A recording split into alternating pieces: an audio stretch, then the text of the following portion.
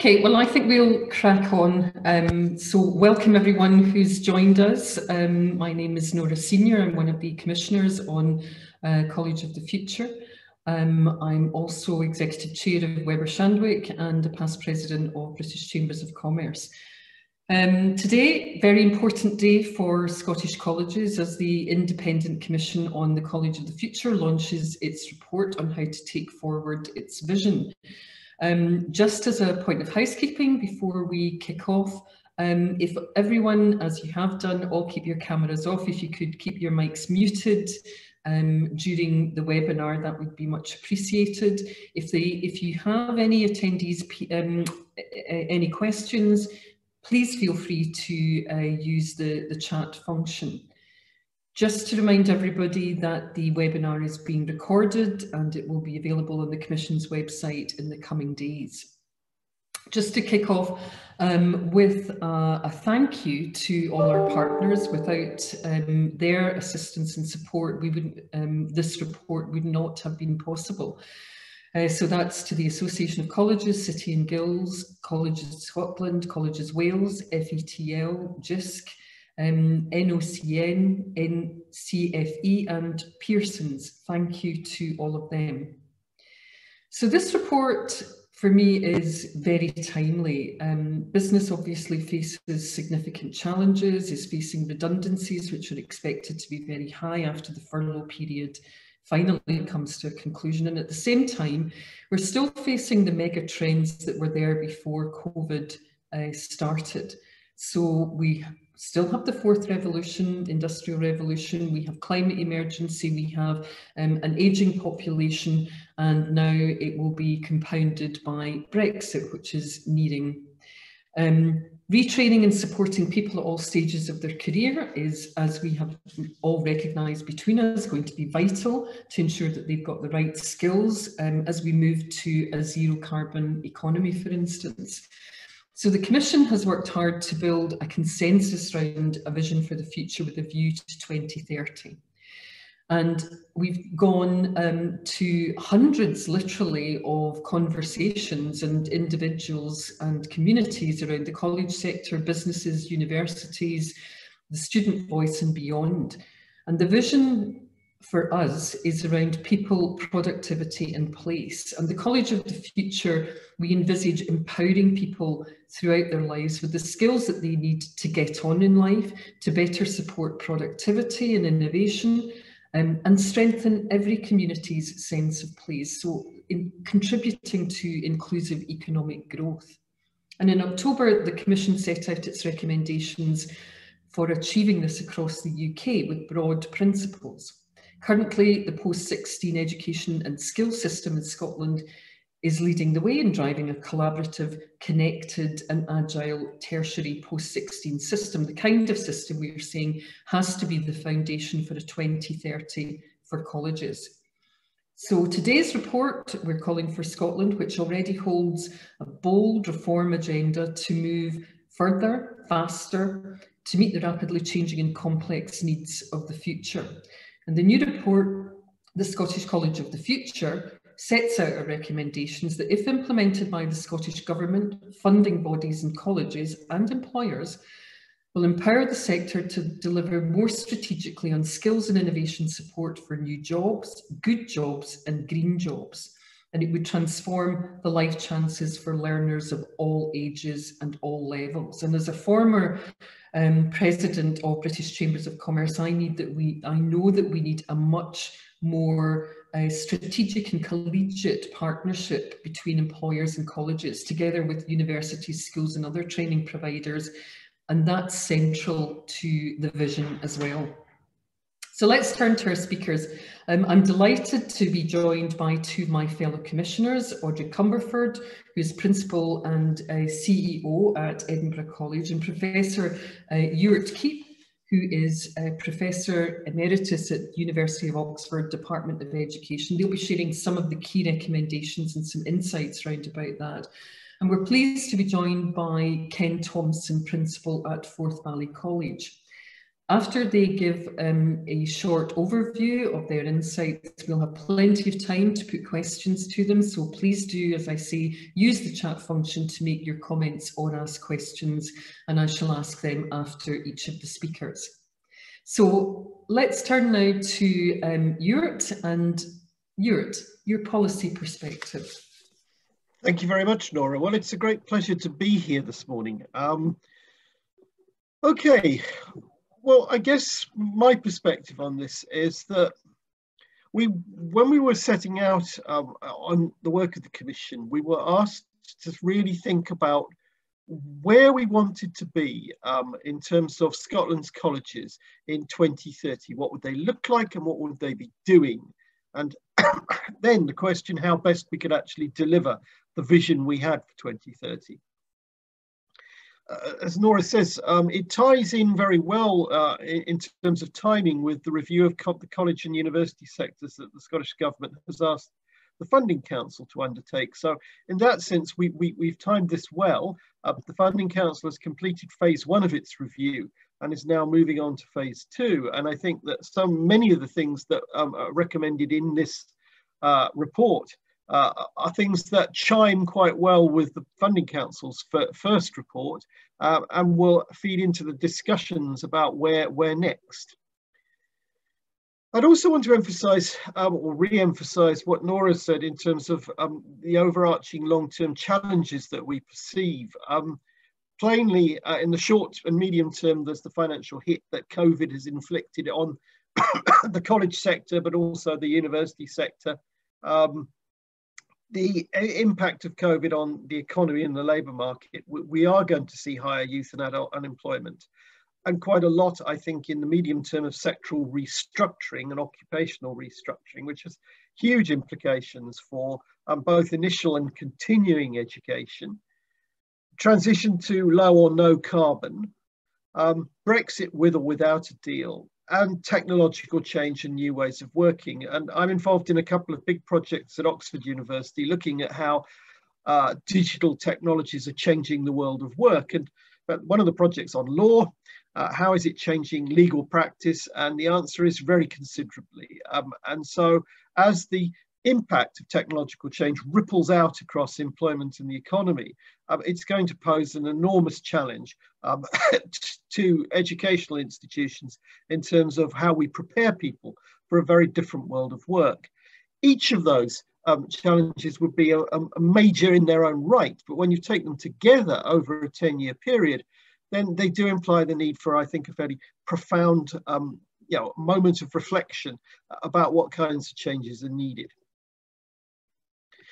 And to take just one example, which has been at the back of our minds throughout the inquiry, the forces for change that I've just described mean that the volume of adult learning, both formal and informal, that's delivered will need to undergo a step change. That's easy to say, but extremely difficult to deliver. Across the UK, the current trends are less adult participation in learning and fewer hours of employer-provided training. So the trends are running counter to the long-term need, which means we're going to have to rethink the balance in provision between initial and continuing education, how we pay for this and how we deliver it.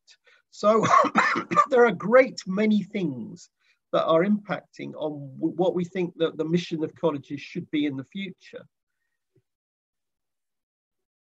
I think our timing is good. As I say, we will feed into what the Funding Council is doing. And I think the key thing to say about our recommendations is that they're a contribution to a debate. They are not the last word. If people disagree with our ideas or they think they can see a better way of doing things in future, then the second stage of the Funding Council's review offers the chance to discuss the best way forward. We're just putting on the table some ideas. And in terms of those ideas, I've got to cover 3 of them. The first is recommendation 1, which is that we conceive of post-16 education as a tertiary system, much more joined up than it has been in the past. That in the world of 2030, post-16 provision is thought of in the round, and colleges and universities operate within a single model and system. No, it's really easy to say, and it's easy to use the word tertiary, but the implications it has, if you mean it seriously, are really quite considerable. And so, for example, we're asking for a single unified college and university budget and a single common system of student support across colleges and universities. Those are really big changes in the status quo. And so we ask for them, but with the knowledge that they will be quite controversial. And that they will require very substantial change. A second area that or recommendation we have is around regionalisation. Our argument is that the regionalisation agenda for colleges has left some unfinished business in the shape of the multi-college regions. We're not sure that these are operating as they were originally intended, and we think that a hard look at how they should develop in the future will be needed. Money is going to be extremely tight in the coming years. And in a way, we're going to have to think about how best to spend it and about which structures can best enable sensible spending and sensible support for colleges. And then the final thing that I've got to cover very briefly indeed is funding and accountability. And funding is always exciting. College principals and university vice chancellors will always get excited about funding because they always want more of it. But the accountability bit, I think, is also extremely important, though it sounds a bit dull. The key performance indicators and performance management systems that we put in place, not least the Funding Council puts in place, determine what institutions are incentivized to do, and equally importantly, what they are not incentivized to do. If it doesn't tick a key performance indicator box, it's much less likely to happen. So we need to think very hard about what we reward, what we think good performance looks like, and how we reward it. And I think it's fair to say that as was flagged up in the Funding Council's first stage of their review, the system of outcome agreements that colleges and universities have been operating under has gradually drifted away from its original intent and become, in some cases, a rather lengthy tick every box exercise. We keep on bolting on more and more performance indicators. And so I think what we as a commission are asking is the key question of how to enable the Funding Council and the government to have a genuinely strategic dialogue with the institutions it funds, while holding them to account for their response to public policy and the priorities it sets. So we do think that we're going to have to rethink the accountability regime quite hard. And that brings me to the end of my input. And I think it's now over to Audrey. Yep, thank you, Jurt, and delighted to be here, and thanks to all of you for tuning in to what I hope you'll find is an interesting session.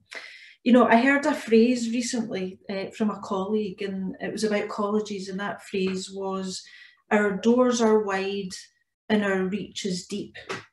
And it's interesting because the commission actually evolved out of the Four Nations leaders group, which has now been established. The brainchild of David Cragg has been established for over 2 years now. And colleges across the Four Nations, we all grappled with this tension that seemed to exist, where on the one hand our diversity was a huge strength, yet on the other hand it seemed that that very diversity made it difficult for policymakers, funders, and just generally people to really articulate and nail the key purpose of colleges across the four nations. And that really has been very much at the heart of what the Commission has tried to do, which is have a laser-like focus on what we believe is the purpose of colleges going into 2030 beyond. And as Nora said in her introduction, crystallising around 3 things, which is people, productivity and place.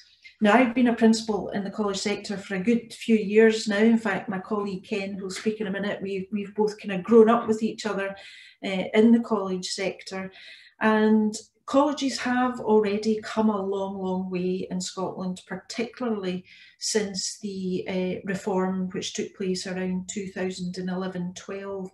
And the Scottish element, so the Scottish report launched today, really looks at how we can build on what are, everybody agreed in those many conversations that we had, really, really good sound foundations, but we're not there yet. And it's about how do we now take that forward.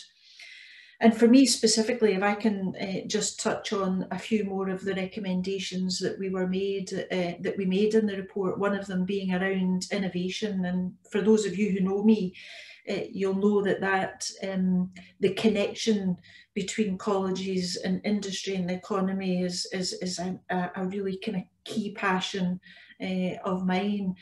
Now, I've personally witnessed a huge amount of innovation as the principal of a college, in first-hand innovation, creativity, adaptability of students and staff in response to COVID.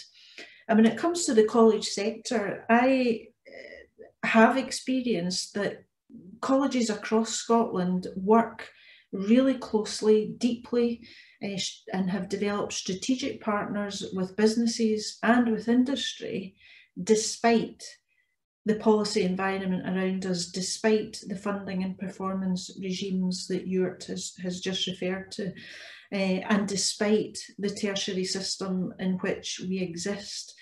And this report really is about focusing on unlocking that full potential that colleges could have and should have in terms of working within that innovation landscape, and also working closely with businesses and impacting on the economy. Now, when it comes to innovation, as a small country, we invest a huge amount of money in innovation, but innovation and skills have really kind of run pretty much not necessarily in parallel with each other. And our report calls for looking at a very important innovation agenda and a skills agenda, and bringing those much closer together. And specifically from a college perspective, it's about looking at business innovation. So where colleges have that deep reach into businesses in our regions, is that we are there to support those businesses, to support the staff who work in those businesses, and to support close to market business innovation. So one of our recommendations, recommendation 5, looks at how we believe that the role of colleges can be amplified when it comes to that strategic support and on the ground support that we give employers across innovation and skills. And then linking to that, recommendation 6 is really looking at within the skills system, and obviously Nora and myself are involved in the Enterprise and Skills Board, which is looking at all of the key agencies across that skills landscape. And 2 of the key agencies, certainly from a college perspective, are the Scottish Funding Council and Skills Development Scotland. And so our report is calling for a much stronger deepening the alignment and the integration of the roles and responsibilities of the Funding Council and SDES, and specifically relating to skills alignment. I'm sure Ken may touch on this, but certainly as the principal of a college, even now, the complexity of having funding coming in from a variety of routes, each funding route coming with its own bureaucracy and etc., can really be very very restrictive in terms of unlocking that full potential. And of course, there are other key themes that we address in the report, specifically looking around procurement. And there are great examples already in Scotland of looking at shared services, but again, just taking a far more systemic look at that across the whole of the sector and tertiary system, and what more can be done. We have called for a review of qualifications in terms of what our qualifications and environment should look like, and playing a key role involved in that, and also looking at the qualifications of the workforce for the future. And then, of course, the bedrock of all of our colleges are our own workforce. And as I said at the very beginning, fantastic examples of innovation and creativity in terms of pivoting from predominantly face-to-face teaching, learning and operations to almost completely remote. But we do talk in the report a lot about the need for, we have a diverse college sector, we need a diverse workforce, a professional workforce, and that we really need to look at how we can again take that workforce forward with us into the college of the future. So I think that's my 5 minutes up, so I'll finish there and hand over to my colleague Ken. Okay, thanks very much, Audrey, and just your comment there. I mean, we do go back. I think we've seen regionalisation, we've seen merger, we've seen downturns, we've seen economic stability, and we're going to something else. So the beauty of the sector in Scotland is everybody knows everybody else, and I think it's a positive. So I was asked to give a little bit around what this meant to a principal of a Scottish FE college. You know, many years ago, I presented to the leaders of the chemical industry here in Grangemouth what I thought was just the best online training course I'd ever come across. You know, it was wow, it was belt and whistles. We were so chuffed with it, and I put it forward to them, and they had a look at it. And the leader of the group just looked at us, and he just said, "Why would I want that?" And I had a good look at this document. I'm going to ask the question, why would I want that? Because it was such an eye-opener. One of the things that you had mentioned was the flexible tertiary education. This is my favorite. A flexible tertiary education has to be of equal partners. And it also has to include, as part of the post-16, the school, as well as the college, as well as the university, and that interlinking with the industry partners that we have. What this document does, it builds on what we already have. You know, we've got the enterprise and skills strategy, we've got the digital strategy, we've got the STEM, we've got widening access. They're kind of on shelves. We want to bring all this together and sit them there and talk and get something done. The digital ambition, I've got to say, you know, I helped lead on that one, and that was a college sector driven document. It was supposed to be Digital Ambition 2030. We dropped to 2030 2 months into the COVID crisis, because we'd pretty much overtaken 5 years of that. And that's important to recognize what's happening through this whole document, because it's not all fresh. There's many of it that we're already a foot in the camp. You know, Audrey mentioned the innovation that colleges are involved with, and I think that shouldn't be lost across, you know, all governments across the UK. Through the COVID, we've introduced a fuel change, which is a dragon's den for apprenticeships to try and provide an innovative opportunity for new products. We've been fleet of foot in developing up a 4-college approach to what's happening east of Scotland, in central Scotland, east Scotland. And that's with Audrey's college, and it's with 2 other colleges in there. But you know what? That was in June we started, and we're still waiting to get funding to take that forward. And the limitations is that that's fine. You'll have to spend it by March for some. And so we are stuck in the middle here a little. Some of the things that we've done, hospitality students can't serve in the gallery restaurant. So what we're doing now, it's been distributed to our communities. It's been cooked, it's been frozen, it's been distributed. On industry partners, City Deal, this isn't COVID, this is something completely different. But, you know, we had UK government come up here into Forth Valley, and in the partnerships that I had with the university and local authorities, we were asked, why are you here? Skills is devolved. Well, do you know what? It's all very well bringing big shiny buildings up to our area, but where's that workforce coming? And it's really, really important that our colleges are at the forefront of that, so that we are making learning work. And then in the schools front, you know, I think this even came as a surprise to the school sector. There are 75,000 school pupils in colleges in 1819, and there are more in 1920. We're doing a study at the moment on school-college partnerships. So this post-16 tertiary education, it covers a whole raft of educational sectors. Some of what's been happening in this document, we're already working on, but it's not nationally strategic enough. We've got our values in place. We talk about respect, we talk about innovation, we talk about excellence, we talk about trust. We have a clear college purpose, and that's to have right learning, right time, right place. It's a bit corny, but it works. And we have a vision for 2030, which has now developed our whole governance element behind that, and we're developing a strategic plan for 21-26. This has to underpin it. We are recognised in Forth Valley as a catalyst for the economy and our communities. This document has to be a framework for action. It is a roadmap. It is a line of sight to our vision and to every other college's vision. I wish I had £1 for every time I show stakeholders around the college, and this will go for every college. You take them around and then they'll look at you and they'll say, I didn't know you did this. And that's why we need not only a national joined up report like this, but a clear communication strategy to promote the tertiary educational aspect, the Scottish feel for this. So I asked the question at the start, why would we want this? Well, do you know what? Within this whole document, the word system is repeated 92 times. This is about a clear framework for action. It is a national enabler and an opportunity for everyone to believe in the college sector as part of a whole Scottish system approach.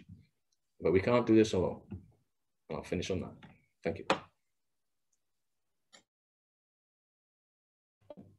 Thank you.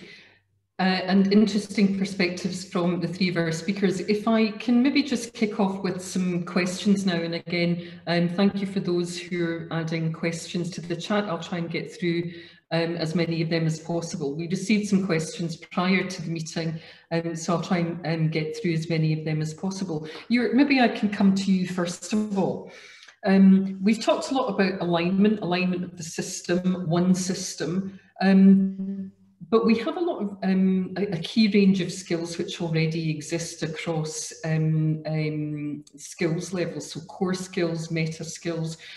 What can we do that will better align the interventions and the different kind of skills areas, initiatives that are round about to ensure that we are removing duplication and making the most of our resources?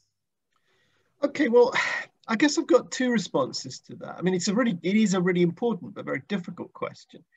The first response is that I think that it's very important that before we set out to meet future skill needs, we try and get a very clear idea of what they are. Because there's a lot of very vague talk, I mean, particularly around things like digital skills. Everyone says, yes, everyone needs digital skills, to which my question is, yes, but which skills, at which level? You know, because until you actually know what is required, and different people will need different things, it's very hard to then build any deliverable, you know, curriculum development into that, into existing courses. You need to know what is required. And so we are going to have to think quite hard about that. And some countries have put a lot of effort into this. In Germany, the Federal Institute for Vocational Education and Training has gone out and studied 16 different occupations to see how they are changing and how skill requirements are changing in order to you know, accommodate digital skills. So we need to do some empirical work to find out exactly what's required. I think the other challenge is in terms of our qualifications, and this is a UK-wide problem, that qualifications have tended to be rather slow-moving things and rather fixed and rather rigid. And I think we're going to have to think very hard about how we reconfigure qualification design so that it can be more fleet of foot and it can actually accommodate quite often relatively fast-changing demands. Because otherwise, what we're going to find is that we have, you know, colleges can develop at the curriculum offer, but the assessment system won't keep up with what that curriculum offer is. So I do think SQA and some of the bigger, you know, UK-wide awarding bodies are going to have to think a lot harder about this than they have in the past. Thank you. Can I come to you just to build on the points that Audrey was making around about employer hubs? There's a lot of natural specialisms, a lot of networks which already exist in Scotland. How would you see, from a practical point of view, an employer hub being established in your organisation? So I think you'll find the employer hubs in the organisation, and that's that opportunity for conversation and discussion. Is that what we mean by the employer hub, Nora? Yeah.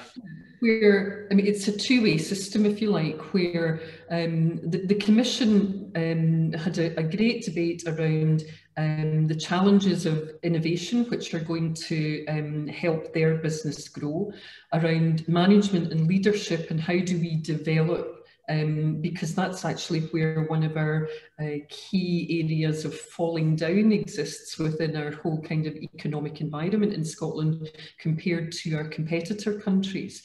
So how will we manage that, and how, in terms of the skills of the future, so the green economy, how are we going to make sure that colleges have the types of skills that employers need? But in order to do that, employers need to be able to articulate how they would, or what kind of skills they need. And that's where they need really the expertise of colleges to help them identify the key skills that they would advise employers to focus in on and support. So Nora, I think what we've got there, I think colleges have proven their worth in the conversations that we've had with industry.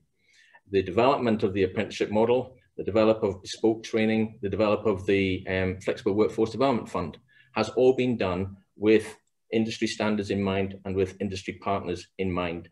I did mention about getting people in to have a look, you know, and seeing what we do. We've been doing this for some time, and as a consequence, industry knows what we are able to do. And therefore, the development of skills is happening in parallel, if not ahead of the game. Because at the end of the day, if someone's coming into our local area with a new industry and looking for new skills, it's going to take 2 to 3 years to develop that. That's where the city deal doesn't work particularly well. That's why you have to be talking alongside this and planning and being enabled to be able to put things in place so that workforce is there.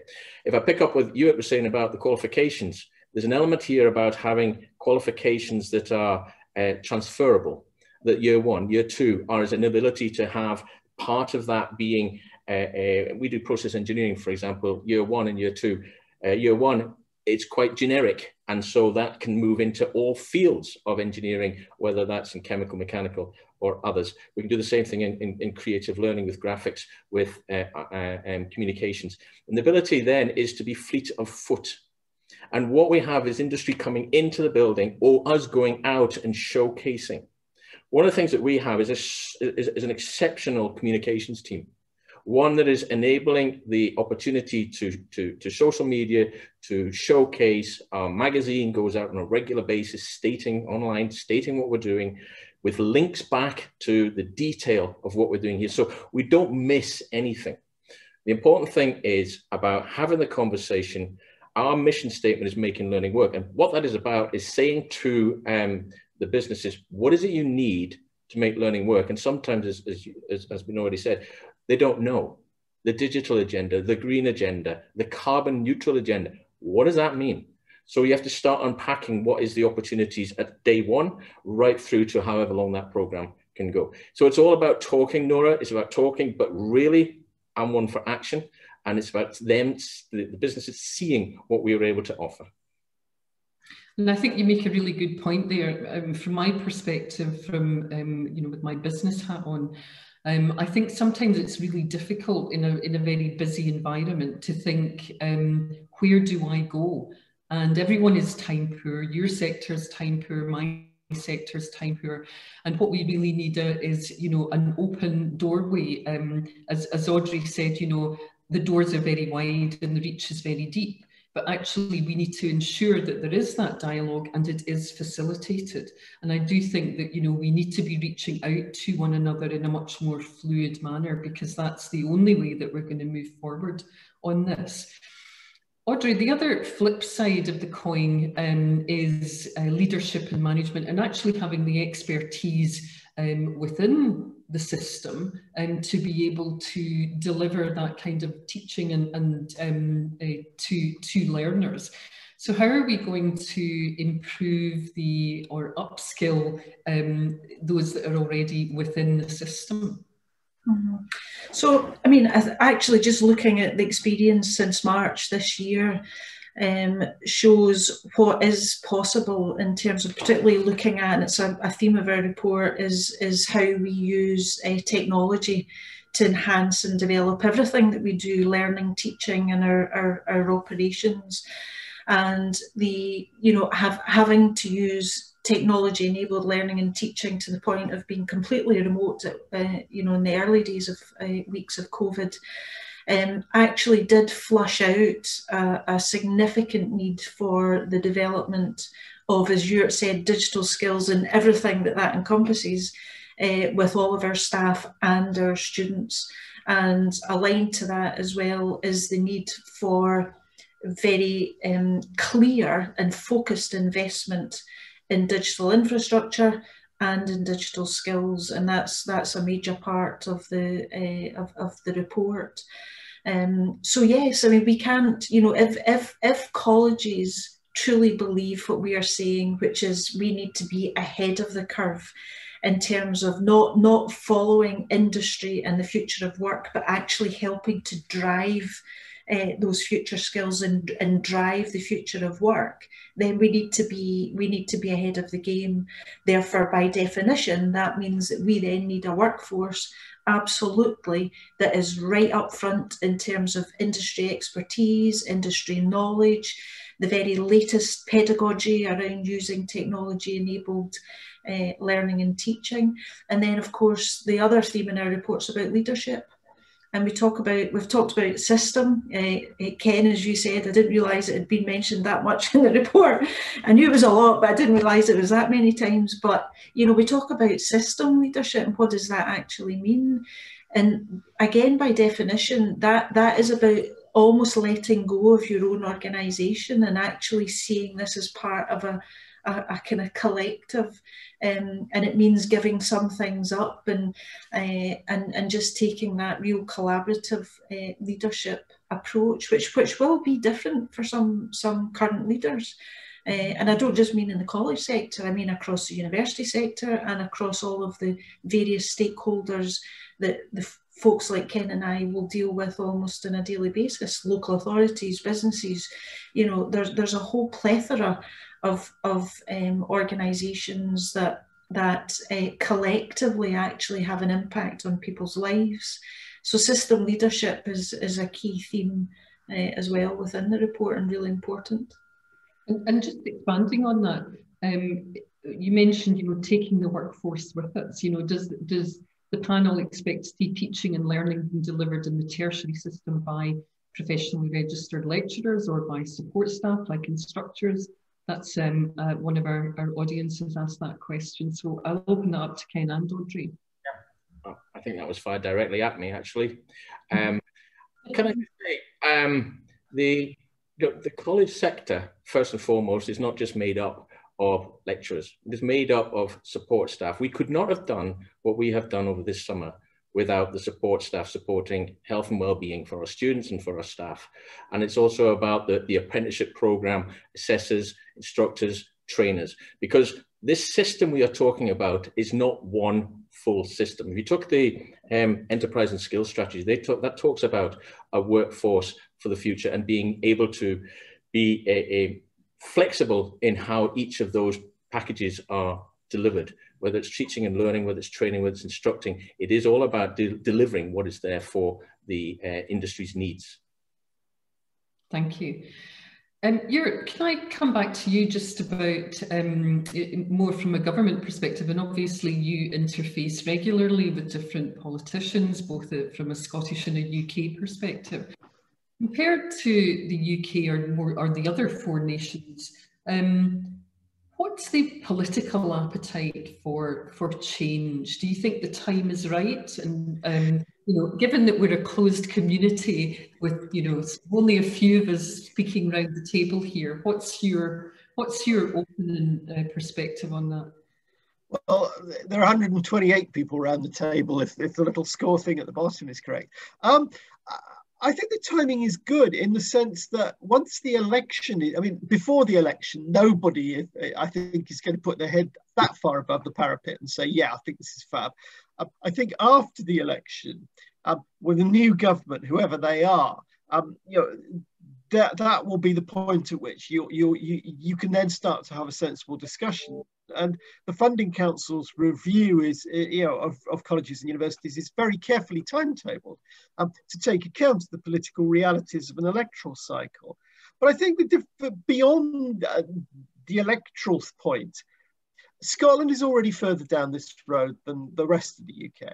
Obviously, Wales is busy passing legislation to create a new tertiary funding body, which will cover ultimately school sixth forms as well as colleges and universities. So they've bitten the tertiary bullet. But I think in terms of thinking more strategically about where colleges fit into a broader systems approach, then Scotland is further down that road. You know, it hasn't reached the end of the journey yet, but at least it's on the road.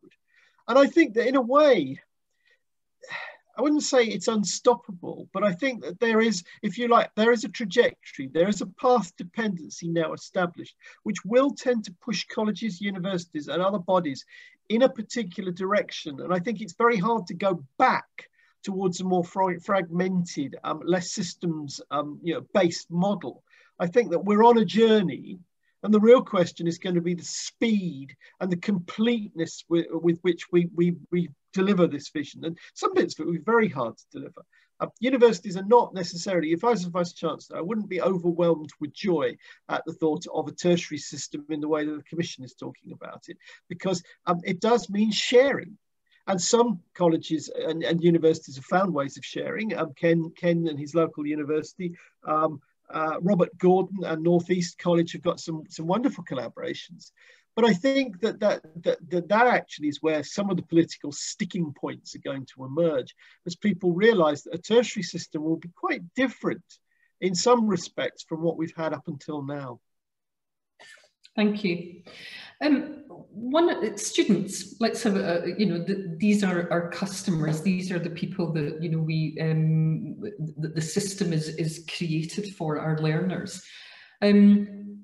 The government has a clear economic strategy to net zero, to work towards a green economy. How are we collectively, and at what stage, going to inspire students to take on those or study those types of skill sets and areas of qualifications that will be necessary in order to drive that aspiration to reach a net zero target? So I'm going to ask each of you in turn, what do you envisage around inspiring students, and at what stage should it be done? I'll kick off with Audrey. I think that needs to start as early as possible, actually. And I mean, Ken mentioned, the many thousands of school pupils that are already studying and engaged with colleges across Scotland. And for many of the colleges, that includes primary school children and young people all the way through the years of secondary education. So personally, I do think it has to start early, and really the importance of exposing young people to the potential and the opportunities that are out there. So really that hands-on advice that young people are getting as early as possible. And then part of what colleges do and do very well is work integrated learning. So it doesn't necessarily, and that's different from work-based learning, which we do a lot of as well. But actually, any student, most students that walk through the door of a college, whether they're school pupils or students, will be exposed in some way while they're at college to work integrated learning or work-based learning, where they are being exposed literally to the world of work, and certainly simulated world of work, so that it's not simply just about knowledge and understanding. It's actually about that contextual, here are the opportunities. Well, as you'll know, in the Commission, we spent many hours discussing the whole areas of demand and supply, and what is the demand that colleges are responding to, and it's twofold. It has to be twofold. It has to be responding to the demand of individuals and what individuals want to do. And of course, many of the students coming into a college will not necessarily have a very clear vision or aspiration of what it is they want to do, and that's part of that all-round wraparound holistic support that Ken referred to. It's not just about learning and teaching, it's a whole experience that we have to wrap around with those students. So we have to manage that individual demand along with the demands of our local economies in terms of immediate demand, but also what we anticipate as being future growth areas, you know, because I mean, at the end of the day, we're about educating and skills development, training of people to ensure that they are economically viable and that they have livelihoods and they have careers and long future careers ahead of them. Thank you. And Ken, maybe you might add to that, but also looking at the significance of place and demand within place and how colleges fit into that. Yes, indeed, Nora. So on the system of how we get the information appropriately put back to school pupils, we have to lift the Funding Council's blanket on the broad general education. An awful lot of information was happening towards primary and into first, second and third year, and giving people choices and opportunity. And this is where the partnership comes in, about come and see what we're offering, and having businesses alongside see what's offered, what's the opportunity, what's the career paths, and then bring in open days and having them coming back. And what we've seen many a time actually is that young people are coming in with their parents, and we're signing their parents up to things that they didn't know what we were doing there. And it's important that what we're talking about here is a career in the area that they are living, and hence the place. And place is going to be really, really important. It's going to be really important where I am in Forth Valley with 3 campuses, one in Stirling, one in Falkirk. And we have the whole Grangemouth strip. The whole Falkirk investment zone is based about investment in carbon and in developing up that area. So we need to be working alongside our partners in industry. What is this going to look like? Not just the skills, but how's it going to feel? What is the career opportunities? Where's the pathways? How do I, when I'm in school, get to go become a graduate leader when I can start doing an HND and then go off to tertiary, do a 2+2 opportunity? Each of these becomes an individualized learner journey. It's kind of an easy to throw label. But it is about identifying for self what it is they're looking for, and actually making sure that there's clear pathways for those individuals. That's useful. And you're maybe just to look at careers and the sense of place, or students in the sense of place, but particularly with a digital environment where, you know, during COVID, we've all learned blended learning. Digital has become more mainstream, if you like. How would you envisage the whole sort of careers or student involvement kind of changing over the next period? It's really hard to tell. I mean, we're in the moment, we're in the sort of the eye of a storm of change, and it's not at all clear where some of it is going to land up.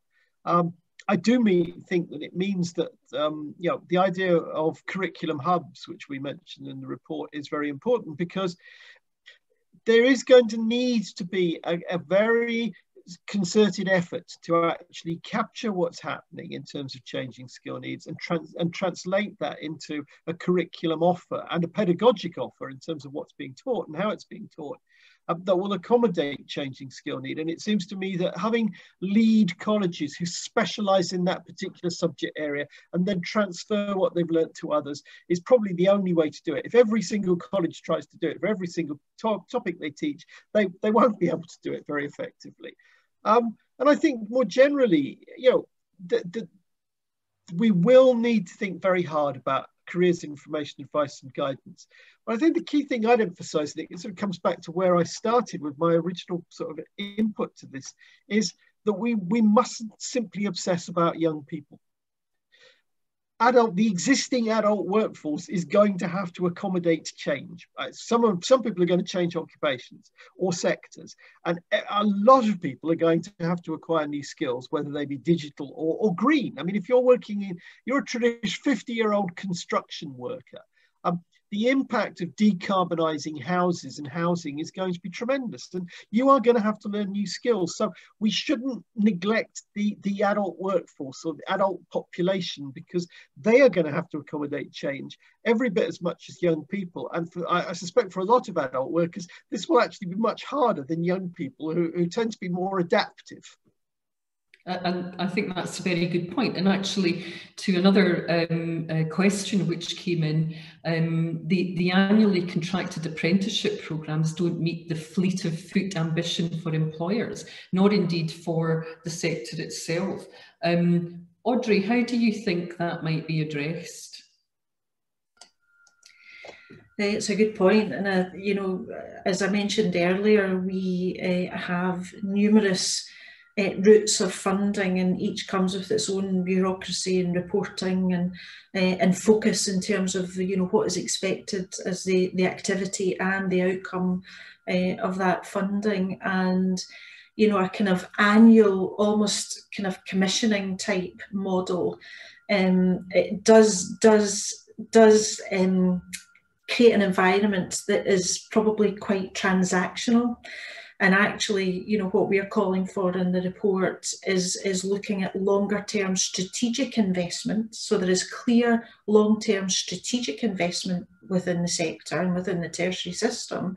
But then alongside that is something Ken mentioned earlier, which is the ability to be responsive, to be flexible, to be able to adapt and respond quickly.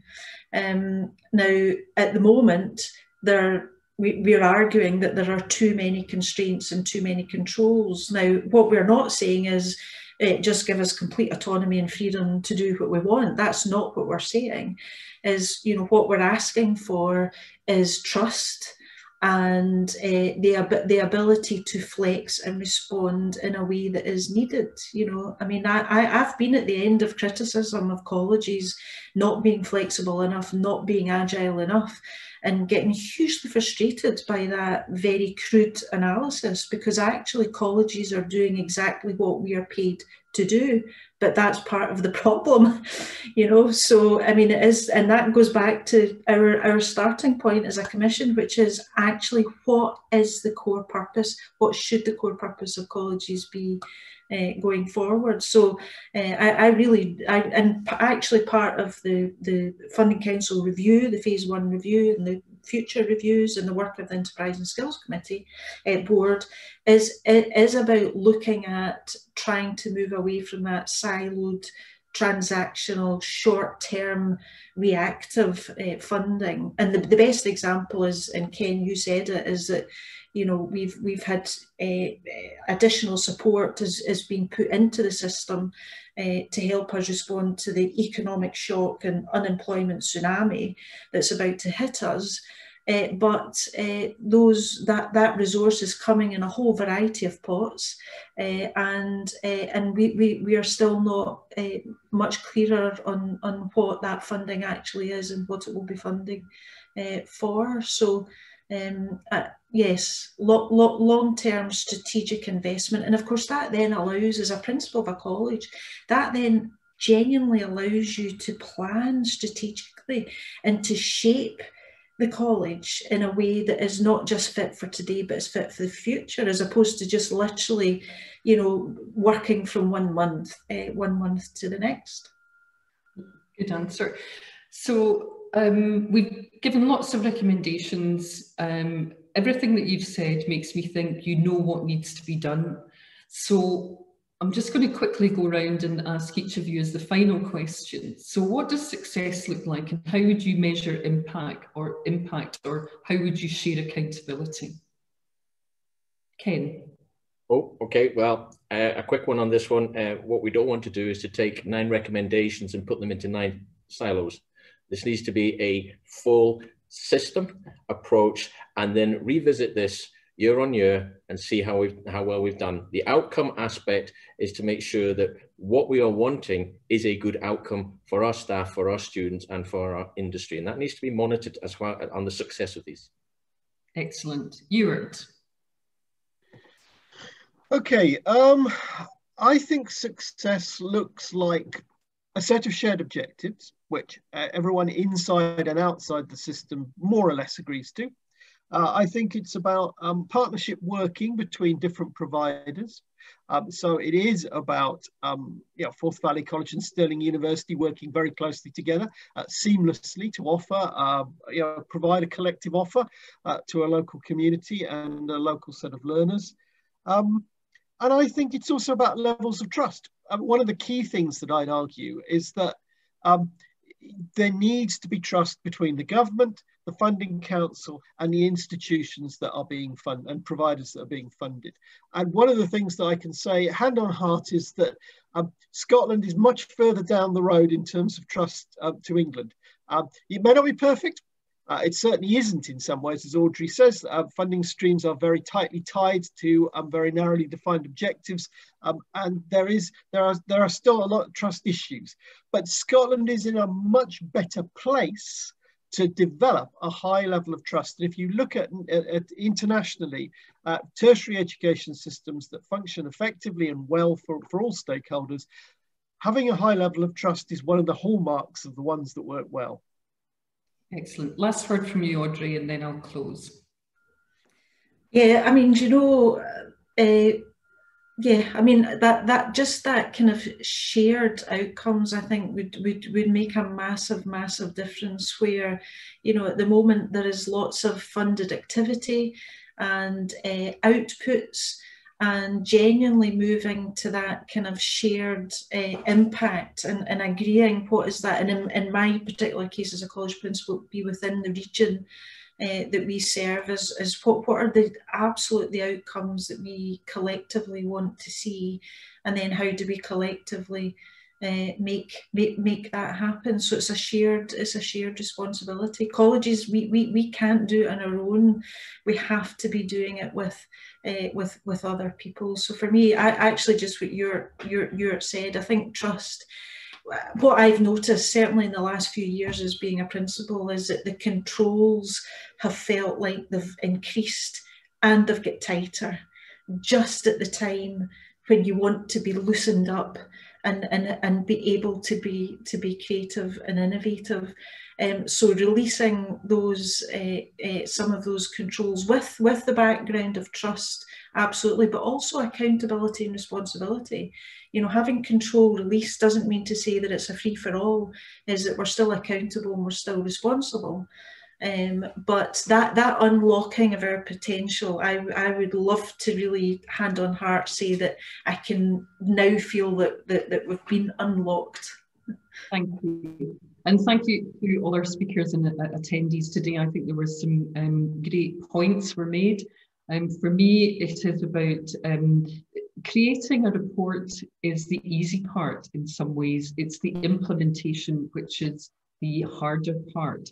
And I think that there is a willingness amongst the sector to take this forward. I think it's critically important that both dialogue and no silos remain, but to Ken's point earlier, action is everything. And I think that we need to move forward as fleet of foot. In next steps, the Commission will be publishing reports over the coming months with specific recommendations for their vision for Wales and Northern Ireland. So I think it's important we learn from one another. Please continue to be involved in the conversation as we call for an even stronger College of the Future. All the contact details, if anyone wants to get in contact with any of the commissions or the commissioners, the details are on the Commission's website, and we'd love to hear more from you about how we take this forward and how we can ensure that the recommendations and the system moves forward as one. Thank you very much for your participation, everyone, and good luck for the future. Thank you.